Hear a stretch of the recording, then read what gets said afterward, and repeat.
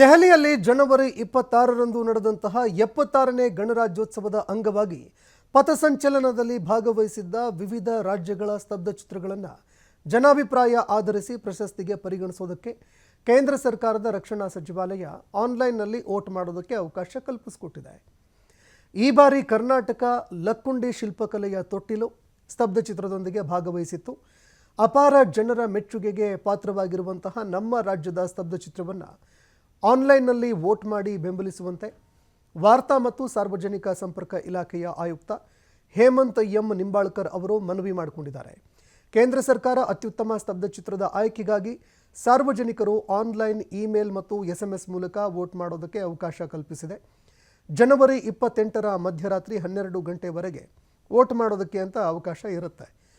ಸಾರ್ವಜನಿಕರು ನಿಗದಿತ ಅವಧಿಯ ಒಳಗಾಗಿ ವೋಟ್ ಮಾಡಿ ರಾಜ್ಯದ ಸ್ತಬ್ಧಚಿತ್ರವನ್ನು ಬೆಂಬಲಿಸುವಂತೆ ವಾರ್ತಾ ಮತ್ತು ಸಾರ್ವಜನಿಕ ಸಂಪರ್ಕ ಇಲಾಖೆಯ ಆಯುಕ್ತರು ಮನವಿ ಮಾಡಿದ್ದಾರೆ. ಇನ್ನು ಅದೇ ರೀತಿಯಾಗಿ ಸಹಜವಾಗಿ ಈ ಬಾರಿ ತುಂಬ ರಮಣೀಯವಾಗಿರುವಂತಹ ಒಂದು ಸ್ತಬ್ಧಚಿತ್ರ ಕರ್ನಾಟಕದಿಂದ ಪ್ರದರ್ಶನ ಆಗಿತ್ತು. ಇಡೀ ದೇಶದಾದ್ಯಂತ ಮೆಚ್ಚುಗೆಗೂ ಕೂಡ ಪಾತ್ರ ಆಗಿತ್ತು. ಇದಕ್ಕೆ ಆನ್ಲೈನ್ನಲ್ಲಿ ಹಾಗೂ ಆಫ್ಲೈನ್ ಮೆಸೇಜ್ ಮೂಲಕ, ಇಮೇಲ್ ಮೂಲಕ ವೋಟ್ ಮಾಡಿ ಯಾರಿಗೆ ಹೆಚ್ಚು ವೋಟ್ ಬಿದ್ದಿರುತ್ತೆ ಅವರಿಗೆ ಆಯ್ಕೆ ಮಾಡಲಾಗುತ್ತೆ, ಪ್ರಶಸ್ತಿ ನೀಡಲಾಗುತ್ತೆ. ಇನ್ನು ವೋಟ್ ಮಾಡುವಂತಹ ವಿಧಾನ ಅದು ಯಾವ ರೀತಿಯಾಗಿದೆ ಅಂತ ನೋಡಿದಾಗ ನೋಂದಾಯಿತ ಮೊಬೈಲ್ ಸಂಖ್ಯೆಯಿಂದ, ಅಂದರೆ ಮೈ ಗವರ್ಮೆಂಟ್ ಪೋಲ್ ಅಂತ ಒಂದು ವೆಬ್ಸೈಟ್ ಏನಿದೆ, ಇಲ್ಲಿ ನಂಬರನ್ನು ಕಂಪಲ್ಸರಿ ನೋಂದಾವಣೆ ಮಾಡಬೇಕು. ಅಂದರೆ OTP ತೆಗೆದುಕೊಂಡು ನೋಂದಾವಣಿ ಮಾಡ್ಕೊಂಡಿರಬೇಕು. 357037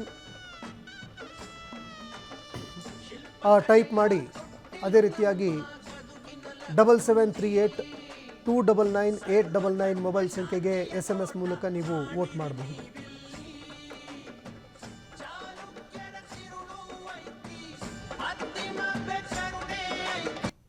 Exquisitely carved Lakshmi Narayan temple, the Kashi Vishveshwara temple dedicated to Lord Shiva, and the ornate pillars of the Naneshwara temple.